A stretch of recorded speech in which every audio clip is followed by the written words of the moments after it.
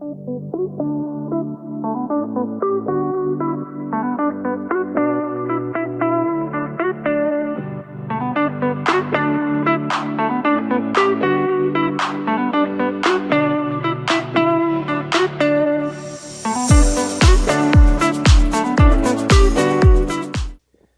decirle que curiosamente dos cosas. La primera, cuando nosotros llevamos este tema como familia a un lugar donde nos invitaron, la gente de aquel lugar daba las gracias a algunos de los exponentes por el tema de la sexualidad. Decía, es un tema que no tan fácilmente se toca dentro de las congregaciones y es tan importante. Yo le pido al Espíritu de Dios que estos dos temas anteriores, y espero que hoy sea el último, sobre este pasaje, sea de edificación para nuestra vida. Es que es lo primero. Lo segundo, curiosamente en esta semana escuché algo que es el pensamiento del mundo. Me gusta oír en las mañanas, a veces cuando tengo la oportunidad, el programa en la radio de Buenos Días, lo que fundó el señor Martínez Serrano, y hoy está su hijo Manelik. Curiosamente, no sé si fue una llamada o un consejo, pero me llamó la atención lo que decía y el consejo humano. Una mujer estaba... le habían diagnosticado casi una fase terminal. Entonces le pidió a su esposo, fíjese, le pidió a su esposo de última voluntad que le permitiera tener una noche con su ex. ¿Verdad que suena curioso? O sea, de última voluntad le dijo esta mujer a su esposo, permíteme pasar una noche con mi ex. Me llama la atención por lo depravado que de alguna manera se escucha eso. Pero me llamó más la atención el consejo que humano, escúchelo, humano que dan. No debería de pedirle permiso al esposo. Total. Va a provocar un pleito si le dice que le dé oportunidad. Mejor que le diga, ¿sabes qué? Voy a tener una reunión con una amiga y que se vaya con el ex. Y que tenga esa noche de pasión o lo que tenga que hacer, que la tenga con el ex. Pero que no lo sepa el esposo, porque si lo sabe el esposo, el día de mañana va a tener problemas. Y así como usted está poniendo su cara, así como diciendo, ¿de qué telenovela sacó eso?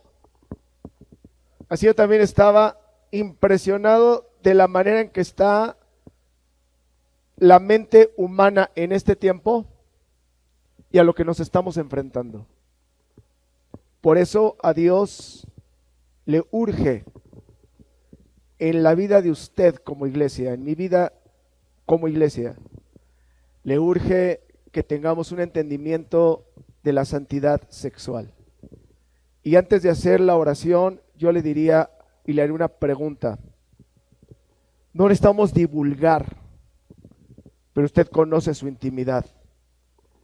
Y en esa intimidad, hombre, mujer, soltero, casado, usted sabe cómo se encuentra su vida sexual. Usted la sabe. Me puede engañar a mí y lo puedo engañar a usted, pero nunca vamos a engañar al que todo lo ve. Señor, que esta palabra que de alguna manera has puesto en mi corazón para compartirla a tu iglesia traiga un fruto en cada una de nuestras vidas para bien, para alinear nuestro corazón conforme a tus propósitos. Gracias, Padre. Bendecimos tu nombre. Amén y amén. Ocupe su lugar, por favor, mi amado hermano. Y la semana pasada Nos quedamos en esta parte que la voy a leer porque nos quedamos en el capítulo, estamos en 1 Tesalonicenses capítulo 4 y nos quedamos en esta parte del versículo 6. Estamos hablando de la inmoralidad sexual y dice la primera parte del 6, y que en este asunto nadie atropelle ni engañe a su hermano. Entonces terminamos, recuerde usted que terminamos diciendo que no debemos abusar de la gente entre nosotros como hermanos. Y di algunos ejemplos. Pero por el contexto de lo que estamos observando y por lo que vamos a ver hoy, se refiere a esa parte que muchas veces hay personas que nos ofrecen su hogar, o que ofrecemos la casa para tener una convivencia. No sería permitido, no es correcto que ofreciéndonos la oportunidad de poder estar en casa, podamos abusar.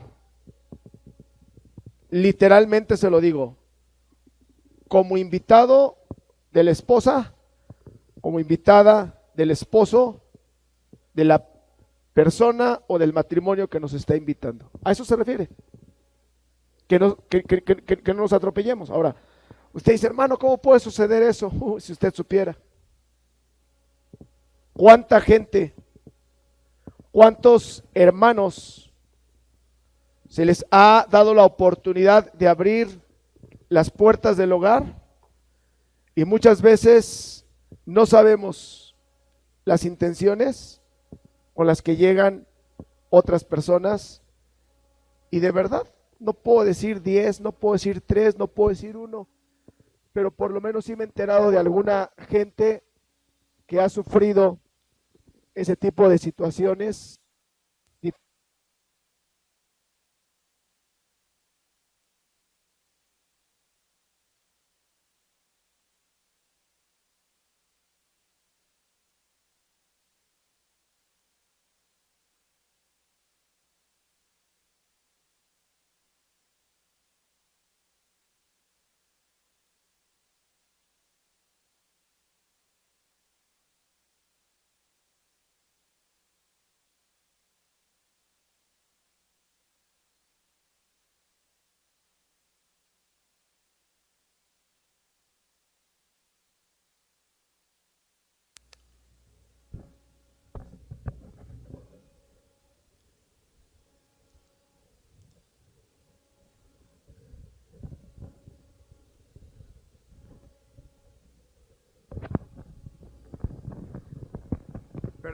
Perdonen hermanos que estaban allá conectados, pero se le terminaron las pilas a este aparato y bueno, ojalá y esto pueda funcionar como en el básquetbol o en el fútbol americano, que nos regresen el tiempo que,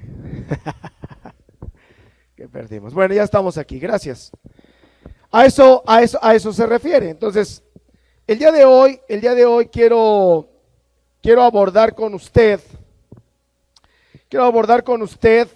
lo siguiente. La semana pasada hicimos una pregunta: ¿cómo puede un cristiano ser sexualmente moral? Y terminamos dando lo que ya expliqué. Hoy quiero iniciar con otra pregunta: ¿por qué el cristiano debe de ser íntegro en su vida sexual? ¿Por qué el cristiano debe o debemos de ser íntegros en la vida sexual? Y yo encuentro por lo menos 3 razones que el apóstol Pablo les da a los tesalonicenses, y que el día de hoy Dios, que su palabra es viva y eficaz, está presente en cada uno de nosotros. ¿Por qué tu vida? ¿Por qué mi vida debe tener una integridad, o debe ser mi vida en lo sexual íntegra? ¿Cómo está tu vida? ¿Cómo está nuestra vida? Eso es algo muy importante. Ahora, 3 cosas. Número 1, por la venganza de Dios.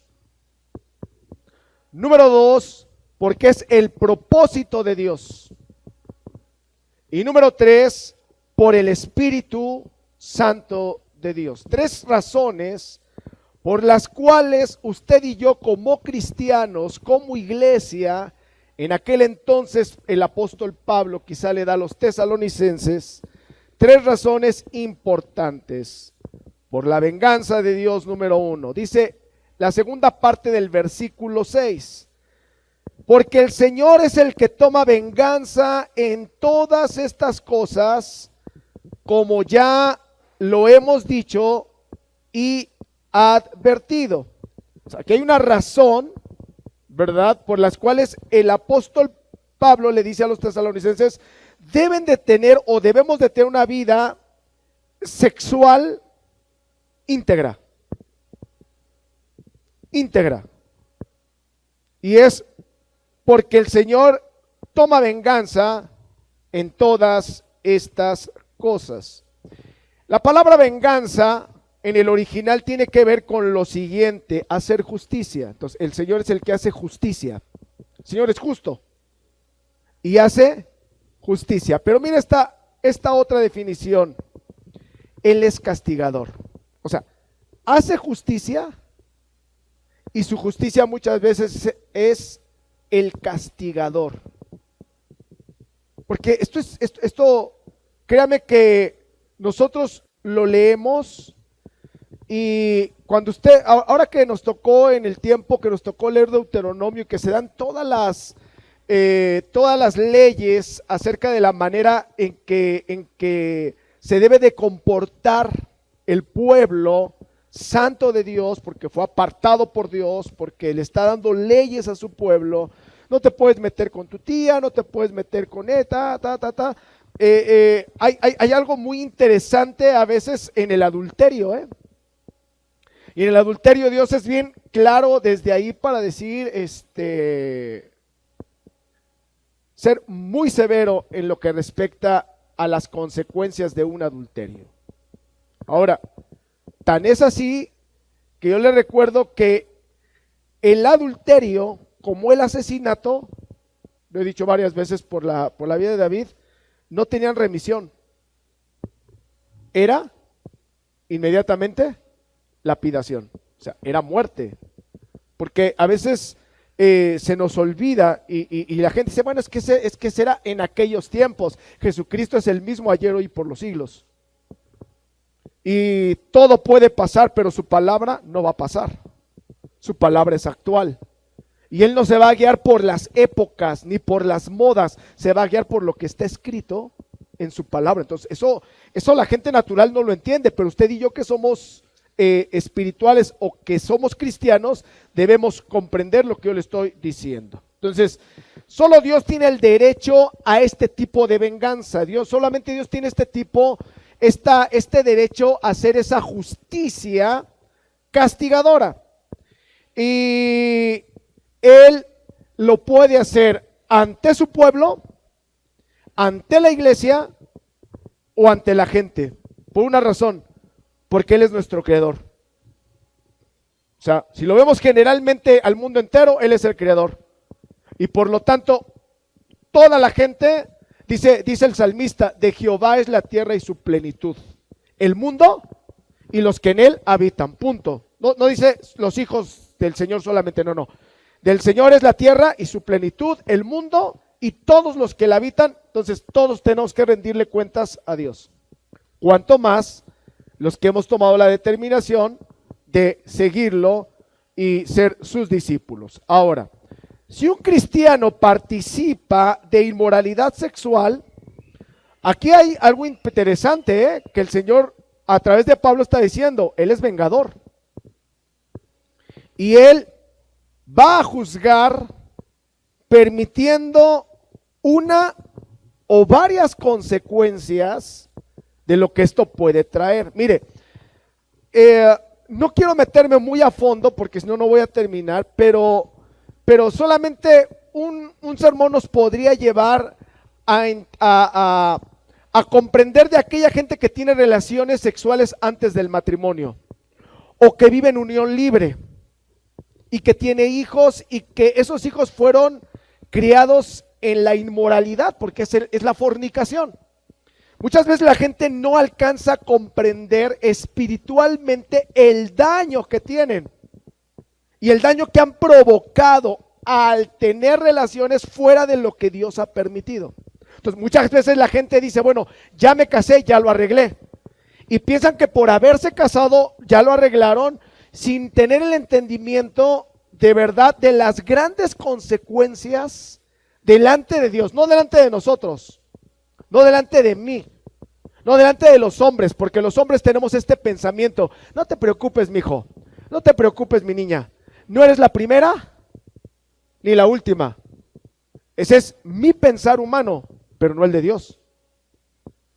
Entonces, hay consecuencias graves y tremendas que podría llevarme solamente en este tema muchas cosas. Pues para que no se den cuenta los demás, vamos a abortar consecuencias que pueden venir. Pues vamos a hacer y vamos a tornar y vamos a virar consecuencias que pueden venir. Porque le puedo decir, nos podemos burlar de los hermanos, pero nunca nos vamos a burlar de Dios. Entonces, el que tiene consecuencias. Ahora, a veces se nos hace fácil coquetear hombres o mujeres, porque para que un hombre casado pueda coquetear con una mujer soltera o con una mujer casada, esto es de dos: el que lo hace y quien lo permite. Si la mujer es fácil o también es cusca, dicen por ahí, puede, y el hombre si responde. Entonces, se nos hace fácil a veces entrar, o se hace fácil entrar en ese juego de sutil de Satanás, en ese juego sutil, en ese juego que al hombre le hace sentir bien, que ya somos ancianos de 50 y tantos años, bueno, estamos chavos, pero que a veces nos hace sentir como de 18. Voy a ocupar una palabra de una jerga horrible, todavía las puedo. O sea, el pensamiento, todavía soy conquistador. La mujer de una manera, el hombre de otra manera, cuidado. Es tan sutil el pecado del adulterio que cuando menos nos damos cuenta ya estamos envueltos en, y las consecuencias pueden ser graves. Si el esposo se entera, si la mujer engañada se entera o el esposo engañado se entera, ¿cuál será la reacción? Pues lo menos que puede ser la reacción es te vas de la casa. Pero usted sabe que a veces hay otro tipo de reacciones que muchas veces son violentas. Ahora, es difícil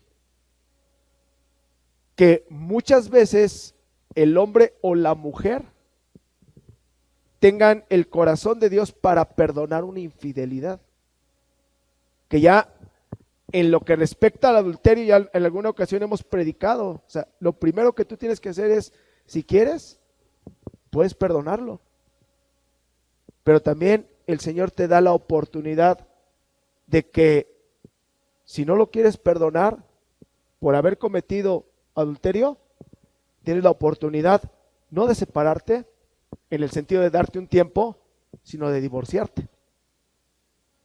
Es que nos vamos a dar un tiempo, es que tú por allá y yo por acá. No, Señor, dice el Señor. El Señor es muy tajante, ¿eh? El Señor no está de acuerdo con eso de que vamos a darnos un tiempo. El Señor es muy tajante: divórciate y quédate sin casar. Pero las consecuencias son graves. Yo le pregunto, ¿qué persona de padres divorciados es feliz? ¿Qué persona de padres divorciados puede entender y puede comprender y puede decir, yo soy tan maduro que a mí no me afectó que mis padres se hayan divorciado ¿me estoy explicando? O sea, dígame, si hay alguien aquí, como decía Jonis y como lo digo yo, pase, nos sacamos una foto, una selfie, y entonces yo le diría, no seas mentiroso, porque tanto la gente que conoce de Dios y que ha tenido ese tipo de situaciones, como la gente que no conoce de Dios, yo he escuchado temas, entrevistas de personas famosas, con un potencial increíble, pero de padres divorciados, que a la mera hora dicen, cuando mis papás se divorciaron, me pegó como te imaginas. Me volví así, me convertí en esto, y cosas tremendas, porque nadie puede entender, ¿sabe por qué? Porque son consecuencias. Ahora, hay un problema muy grande que a veces tenemos nosotros y queremos actuar de la siguiente manera. Por ejemplo, le digo yo a mi hijo, oye, papá, ¿me das permiso de salir a ver a mi novia? Sí, hijo, con todo gusto, pero pasa a lavar los carros. Y tienes la oportunidad de ir, ¿verdad? Entonces, él agarra y dice, híjole, pero no me va a dar tiempo.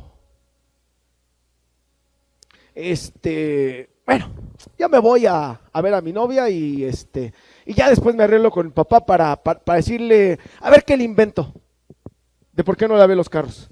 Es que vi que las nubes estaban negras y pensé que iba a llover. Le invento cualquier cosa. Entonces, llego yo, veo los carros sucios, pregunto por mi hijo y le digo a Betsy, y Jonis, pues digo que tú le diste permiso para ir a ver a su novia, a Michelle, que tú le diste permiso para irla a ver. Sí, pero los carros están sucios. Y yo le dije que la condición era que pasara a lavar los carros y que la fuera a ver. Llega él y le digo, ¿qué pasó? Pues la consecuencia es esta. ¿Qué pasaría si él me dijera, eres injusto? Es que tú eres el culpable. Es que por tu culpa. Es que por esto. Y él no reconociera su error. Le digo una cosa, ¿sería justo eso? Así somos con Dios. Nos portamos mal, hacemos mal las cosas, lo hacemos en contra de la palabra de Dios y después de que vemos las consecuencias lo queremos culpar. No, es que tengo este problema por tu culpa. No, no es mi culpa, es tu culpa. Te adelantaste al tiempo. Señores, que ahora ya tengo una enfermedad que dicen que esto es para toda la vida, no hay cura para esto, una enfermedad venérea. Esto es tu culpa. No, no es mi culpa, es tu culpa. Por andarte metiendo con quien no te debes de meter. Por andar teniendo relaciones con quien no debes de tenerlas. No sé si me estoy explicando. Pero muchas veces sufrimos las consecuencias porque Dios es vengador. Y en esa venganza Dios tiene, y Dios sabe la manera en que nos va a llamar la atención. Esto tiene que quedar sellado para que la gente se dé cuenta que te puedes burlar de toda la gente, pero no de mí.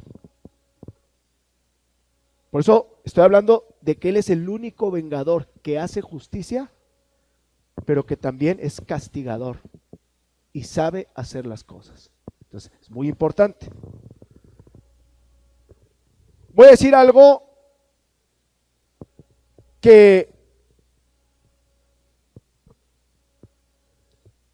mi esposa acostumbra cada año a hacerse el Papá Nicolau. Y eso es muy importante. Mujeres, si no lo hacen, a partir de tal manera, sería bueno que lo hicieran. Pero sabe a mí que me gusta, no solamente porque cumple con esa regla, sino cuando la ginecóloga le dice, doña Beck, 10. Porque usted sabe, mujer, que en ese resultado podría surgir si yo la infecté de algo o no la infecté de algo. Entonces, cuando dice, doña Beck, 10, no solamente se pone 10 ella, sino digo, Señor, gracias por permitirnos vivir en una vida sexual en santidad. ¿Quién lo puede hacer? ¿Quién lo puede decir? Es que yo me pongo protección. Dios es vengador. Y debemos de tener mucho cuidado. ¿Por qué? Porque hay gente que se adelanta al matrimonio, usa todos los anticonceptivos posibles y sin embargo salen embarazados. ¿Sabe por qué? Porque no depende de ti, depende de Dios.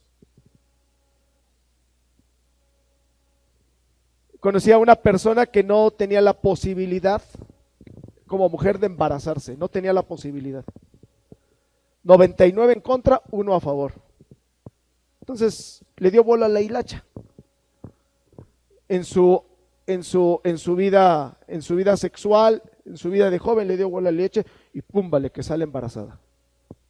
Como 99 en contra y uno a favor, porque tú no te manejas, es Dios. ¿Sabes más para qué? Para que el pecado surgiera y para que nos diéramos cuenta que de Dios no nos vamos a burlar.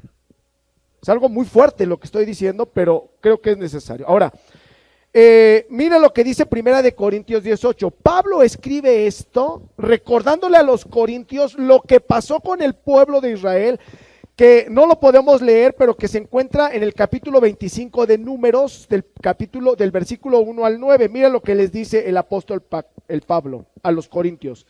Ni practiquemos la inmoralidad sexual como algunos de ellos la practicaron, refiriéndose al pueblo de Israel. Y en solo un día cayeron, ¿cuántos?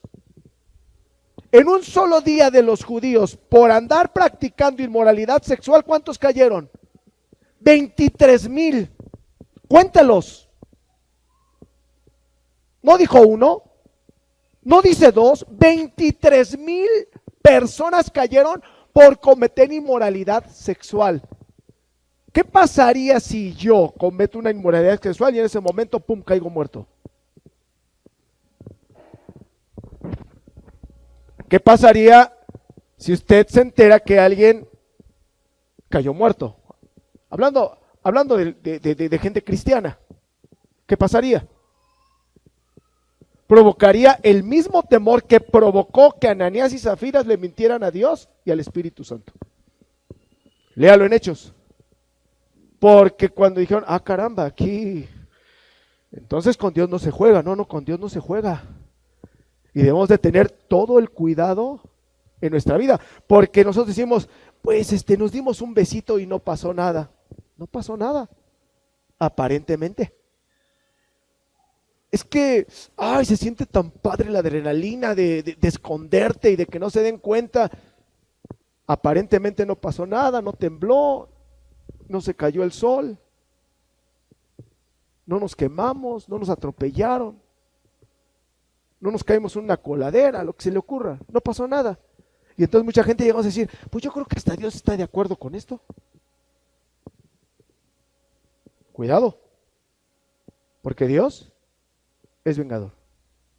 Entonces, cuando observamos en el Apocalipsis en Tiatira, en la iglesia de Tiatira, mire lo que dice Apocalipsis 2:20. Sin embargo, tengo contra ti que toleras a la mujer Jezabel. Recuerde que no es la Jezabel, esposa de Acab, sino era una mujer que ni siquiera a lo mejor se llamaba Jezabel, sino que era una mujer que tenía el espíritu de Jezabel, refiriéndose a la esposa de Acab. Entonces, una mujer, ¿verdad? Jezabel, que dice ser profetisa, enseña y seduce a mis siervos a cometer inmoralidad sexual y a comer lo sacrificado a los ídolos. O sea, una mujer dentro del templo, dentro de la iglesia de Tiatira, que decía que era profetisa y que por ser profetisa decía, híjole, este es un buen partido, ¿sabes qué? Acabo de recibir algo de parte de Dios que te tienes que acostar conmigo. Y que iba y veía a otro doulos, a otro siervo del Señor, decía, híjole, este tiene potencial, este tiene dinero. ¿Sabes qué? Fíjate que tengo una revelación de parte de Dios y el Señor me dice que tenemos que pasar la noche juntos. Y dice la Escritura que a muchos los hizo caer. Le he dado tiempo porque Dios con ella y con nosotros, o sea, hoy nos hacía la diferencia de Jonás y de Sansón. Dios, él es soberano y hace lo que Él quiere. Le he dado tiempo para que se arrepienta y no quiere arrepentirse de su inmoralidad. O sea, ¿cuántas veces le dijo el Señor, ey, no te burles de Dios, ¿Cuántas veces a través de un mensaje, de una palabra, de lo que se predicaba, de lo que enseñaba, Dios como nosotros nos ha estado diciendo, vive bajo estos lineamientos, esto es lo que yo deseo, esto es lo que yo ordeno, y nos está diciendo una y otra vez, diariamente les digo, a través de la lectura, nos está hablando, y eso es prevenirnos. Ten cuidado, no vivas de esta manera. No hagas lo que no me agrada. Entonces Jesucristo está diciendo ahí, le he dado tiempo para que se arrepienta, no quiere arrepentirse de su inmoralidad. Y he aquí yo la echo en cama. Y esto esta frase es un juego de palabras. ¿Te gusta la cama? Entonces vas a pasar tus últimos momentos en cama. Eso es un juego de palabras en el original. O sea, ¿te gusta tanto encamarte con alguien? Ah, bueno, ¿te gusta estar en la cama? Pues como no te arrepentiste, te voy a meter todo el tiempo que te resta en cama. Muy fuerte. Termina diciendo el versículo: y a los que con ella adulteran, en muy grande tribulación, a menos que se arrepientan de las obras de ella. Pero por lo pronto, con que voy a iniciar es con ella. ¿Qué quiero decir con todo esto? Que Dios es vengador y que no debemos hacer menos lo que Dios nos está mandando en lo que respecta a nuestra vida sexual. Con toda seguridad le puedo decir, hermano cristiano, que el resultado más tremendo que podemos recibir si vivimos una vida sexual inmoral es perdernos la vida eterna. ¿Qué mayor castigo quiere usted? Nos acabamos de enterar de un accidente de una persona conocida muy fuerte. Y me llama la atención lo siguiente. Muchas veces nosotros observamos la pérdida humana,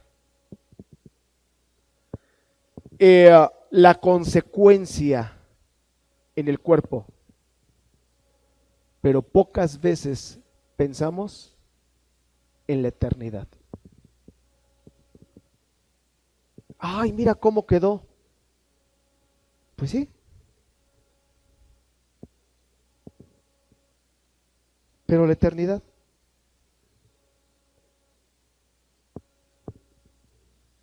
Más valiera que te hubieras sacado un ojo. Más valiera que hubieras perdido un brazo. Más valiera. Pero no la eternidad. ¿Sabes por qué? Porque la eternidad o es con Cristo o es sin Él. Y por 10 minutos de pasión, por 15, por 20, por una hora, las consecuencias son graves.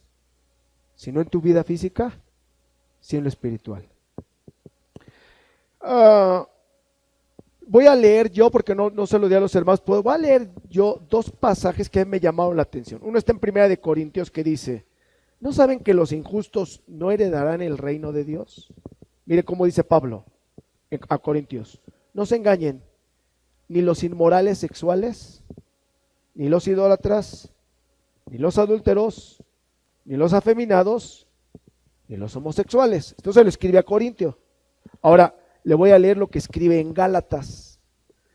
Ahora bien, las obras de la carne son evidentes. Estas son inmoralidad sexual, impureza y desenfreno.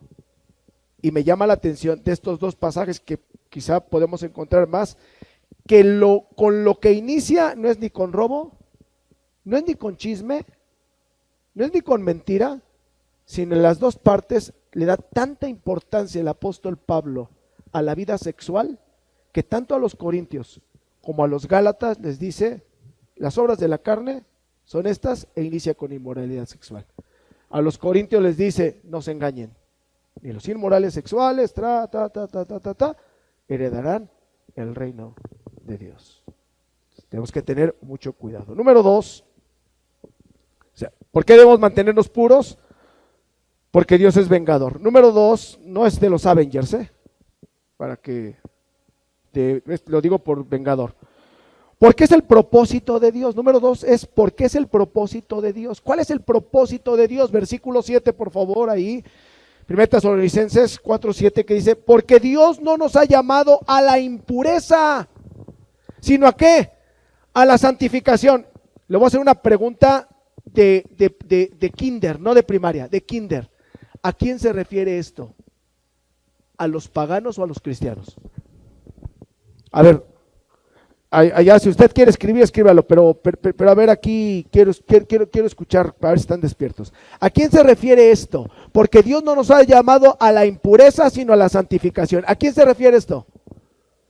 A los cristianos. ¿Los paganos viven? ¿Dicen eso en su corazón? No hay Dios. ¿A quién le voy a rendir cuentas? Pero los que conocemos que si hay Dios, entonces tenemos que respetar esto, porque Dios no nos ha llamado a la impureza, sino a la santificación. Los cristianos, escúcheme, debemos esforzarnos por mantenernos íntegros en todas las áreas de nuestra vida, pero sobre todo en nuestra vida sexual. Esta es una segunda razón que el apóstol Pablo menciona, porque es el propósito de Dios. Dios tiene un propósito en su iglesia. Y lo que es el propósito es renunciar a toda práctica inmoral en nuestra vida sexual. Así te digan lo que te digan, señorita. Así se burlen de ti. Así te digan lo que te digan, joven soltero. Así te digan lo que te digan, hombre casado, mujer casada. Así te digan lo que te digan. Así te hagan bullying. Así te digan en qué siglo vives. Nuestro propósito o el propósito de Dios para mi vida es ser íntegro en la vida sexual. Como José, que salió corriendo, que lo acusaron injustamente, que no lo mataron,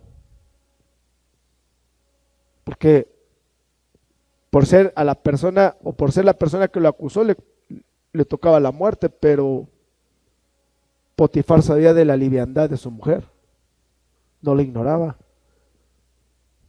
Y a la manera de Samson, Dios tenía todo bajo su control porque él se mueve bajo sus propósitos.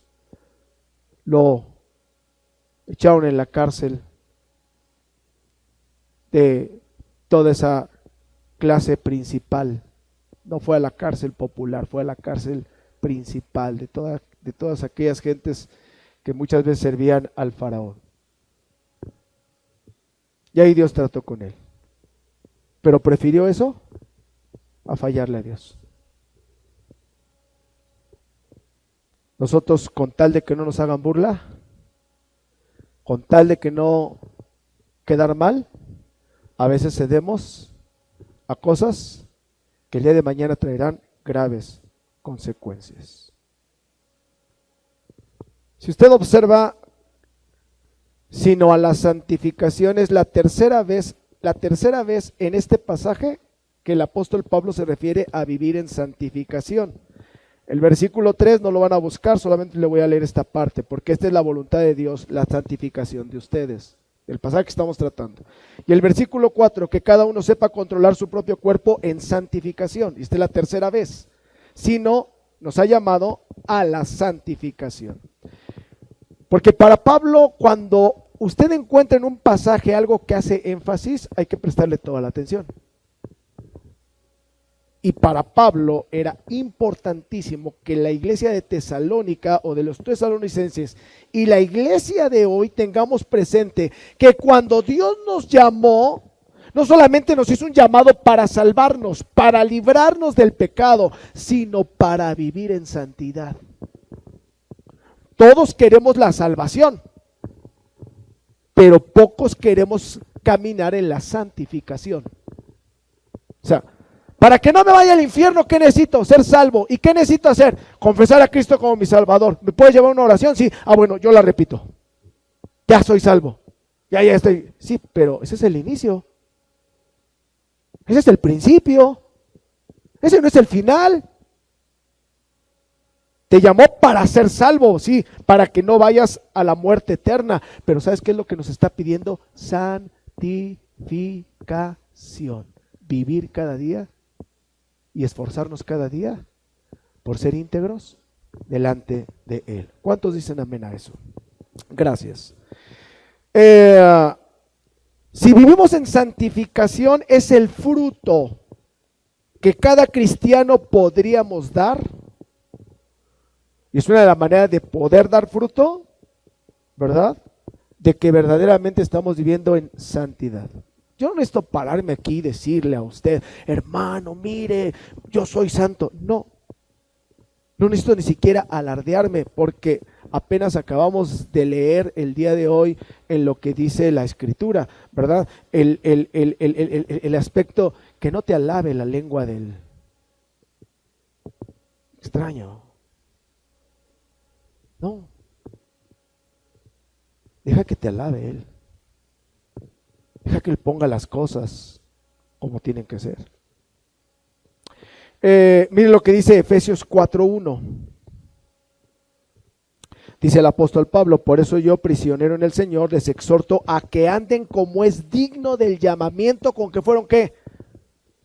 Eso le está diciendo a los efesios. Pero eso es para tesalonicenses, eso es para Gálatas, eso es para el Distrito Federal, es para Ciudad de México, es para el Estado de México, eso es para Betel, eso es para Betania, eso es para Jesús de Nazaret, eso es para esto, para el otro, para casa de oración, para los que de alguna manera confesamos que Jesucristo en sus cielos, eso es para ellos, que debemos de conducirnos, ¿verdad?, a que andemos como es digno del llamamiento con que fuimos cada uno de nosotros llamados. Hay algo que el apóstol Pablo hace énfasis. ¿Sabes cómo debemos de presentarnos como iglesia? Sin mancha y sin arruga delante del Padre. Mis amados hermanos, ¿cuántos saben que Cristo está cerca? Es una frase que le hemos escuchado durante muchos años, pero hoy yo la veo más tangible, hoy yo la veo más palpable, hoy yo me doy cuenta que le digo, Señor, o sea, hay gente que dice, todavía falta mucho, porque la Escritura dice que esto y que el otro y que aquello, y que tiene que pasar esto y otro y aquello, y yo le digo, Señor, quizá pueda ser hoy, por lo que veo hoy, por cómo nos estamos manejando, por lo que estamos viviendo, quizá puede ser hoy. Quiero estar listo para heredar contigo. Tercer punto, les rectifico, por la venganza de Dios, porque es el propósito de Dios, y este está preciosísimo, por el Espíritu Santo de Dios. Versículo 8 del capítulo 4, mi hermano, por favor, y gracias, ahí está ya. Por lo tanto, el que rechaza esto no rechaza a hombre, sino a Dios, quien les da de su Espíritu. Hay un propósito, vivir en santidad. Pero si lo rechazas y dices, ¿eso qué? Eso es de ayer. ¿Es que no te estás dando cuenta en qué siglo estamos viviendo? Estamos viviendo en el siglo pasado, estamos viviendo en el actual, por favor. Hello. Actualízate. Hoy en este tiempo la vida es desenfrenada y uno vive como uno quiera. Y uno no quiere responsabilidades de matrimonio y mejor amigobios, amigos con derechos. Mejor vamos a vivir y vamos a llevárnoslas tranquila. Es más, mira, sin compromisos. Tú en tu casa y yo en la mía. Que te sigan manteniendo tus papás y que me sigan manteniendo los míos. Y al fin y al cabo ya somos mayores de edad. Nos damos nuestros encontronazos en un hotel. Pasamos un momento divertido, pasamos un momento a todo dar. No es lo mismo que yo te dé gasto, te disparo la cena, te compro la comida, nos vamos a un buen restaurante, todo. Y es el pensamiento. Pero dice el Señor, el que rechaza esto, el que menosprecia esto, no está, dice, el que rechaza no rechaza a hombre, sino a quien les da su Espíritu, a Dios, quien les da su Espíritu Santo. Entonces, usted puede salir y decir, ay, el pastor, ¿verdad? No me estás rechazando a mí. ¿A quién estamos rechazando? A Dios, quien nos da su Espíritu Santo. Ahora, recuerde que acabamos de leer acerca de la blasfemia contra el Espíritu Santo, ¿eh? Y la blasfemia contra el Espíritu Santo no solamente es achacarle algo malo, sino no querer escuchar su voz. Porque ¿quién convence de pecado? El Espíritu Santo. Cuando tú cierras tus oídos a Él, lo estás rechazando. Y puedes rechazar a otros, pero no a Dios. Porque si lo rechazamos a Él, ese no tiene perdón, ni en esta vida, ni en la otra. ¿Y sabes por qué no tiene perdón? Porque ¿quién te va a perdonar? Si has rechazado al que te está convenciendo. Eso es para ti. Ay, ¿por qué no vino mi vecino? Le hubiera caído al dedo. No, porque no es para tu vecino, es para ti. Ay, para haber sabido hubiera traído al tremendo de mi hijo. ¿Cómo no traje al viejo? Que es bien cusco. Le hubiera llegado la palabra bien tremenda. No, porque no es para el viejo cusco, es para ti.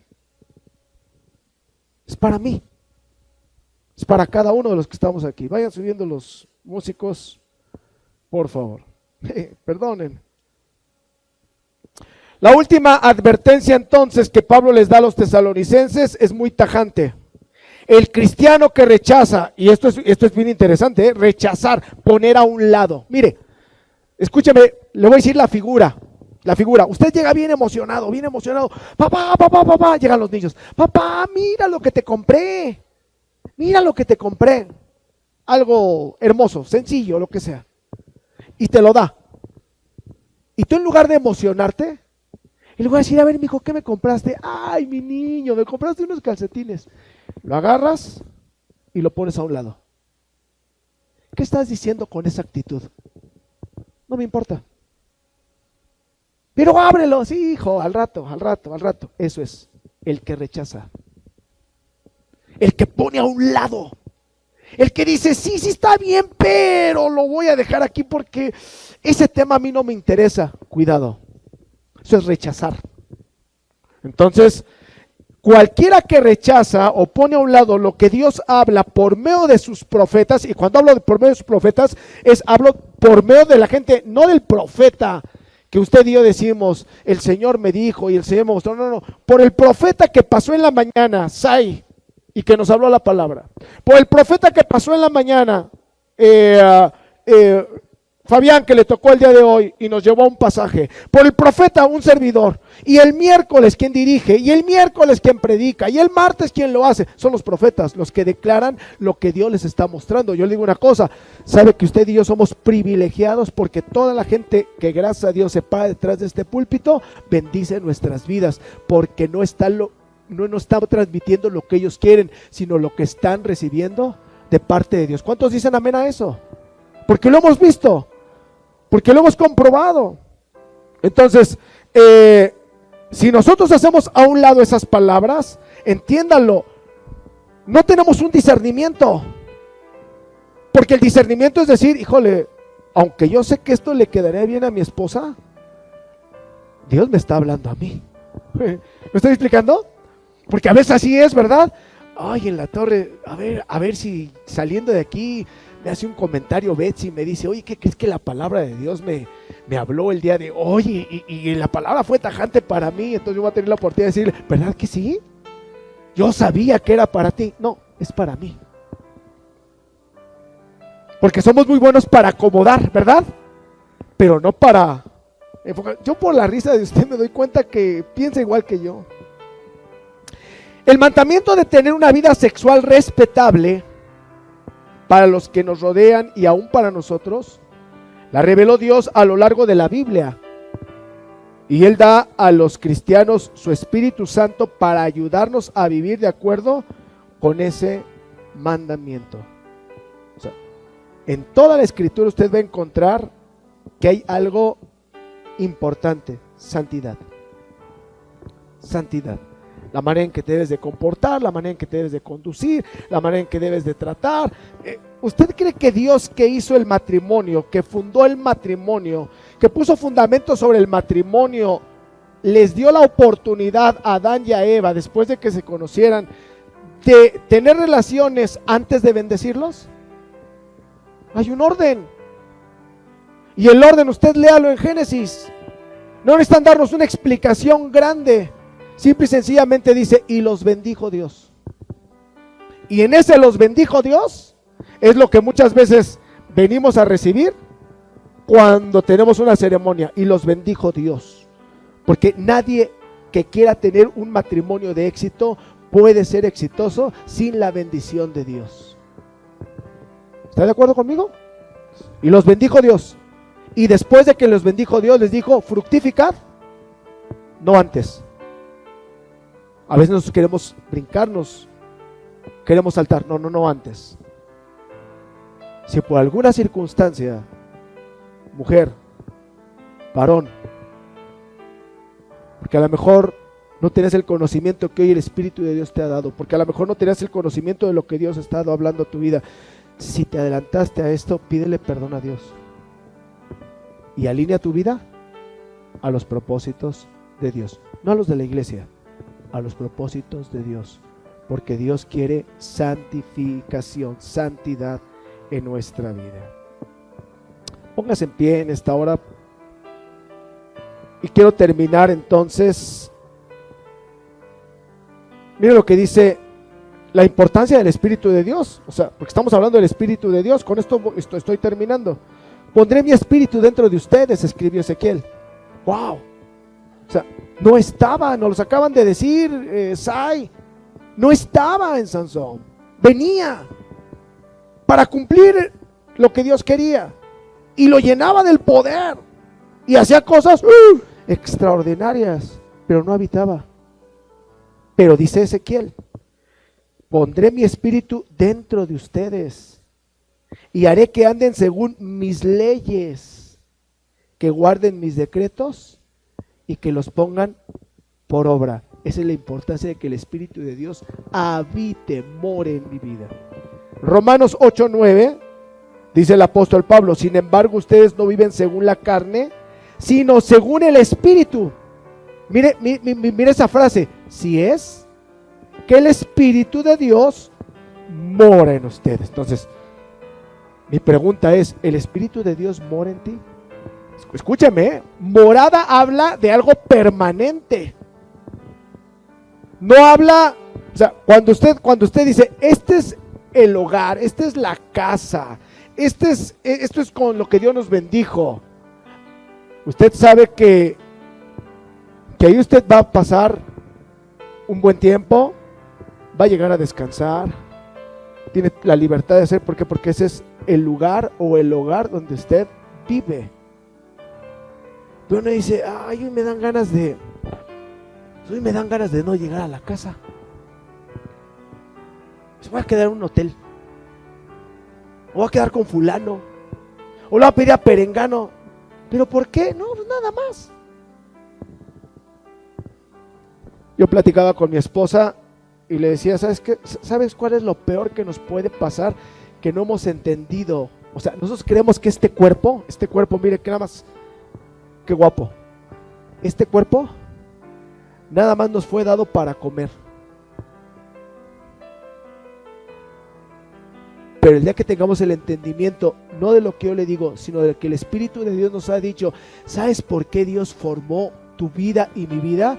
Por una razón, porque Él quiere morar en ti, no te quiere visitar, Él quiere morar en ti, Él quiere morar en mí. Por lo tanto, mi cuerpo es el templo del Espíritu de Dios. El Espíritu de Dios que mora y debe de morar en mi vida. Si Él mora en mí, entonces aprenderé a vivir de la manera que Él quiere. No viven según la carne, sino según el Espíritu. Si es que el Espíritu de Dios mora en ustedes. Y si alguno no tiene el Espíritu de Cristo, no es de Él.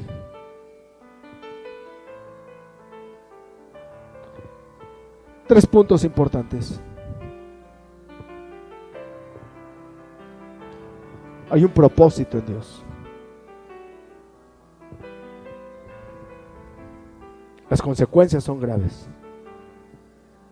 Pero si hoy hacemos oídos sordos, no me están menospreciando a mí, me Estamos menospreciando a la persona que pasó. Estamos menospreciando a Dios.